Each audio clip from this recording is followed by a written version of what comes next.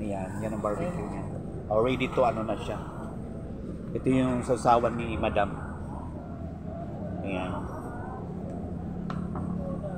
Tapos dito niya ginagawa yan. Ayan, oh. Ako na ngang maggagawa dito. Dito ginagawa niya yung barbecue. Ito yung sauce. Tsaka ito pa yung lulutuin. Ayan. So yung isa nandoon na. So, may mga toyo templado na siya. So, itong area na to kay ate to. Tapos oling. Pang oling. Tapos ito templado na rin siya.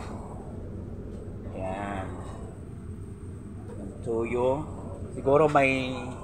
Siguro itong toyo may ano to no, may suka, toyo, paminta, sili, kalamansi. Oo, yun ang sausawan. So ayan si ate, pakita ka. Ayan siya. So ayun lang.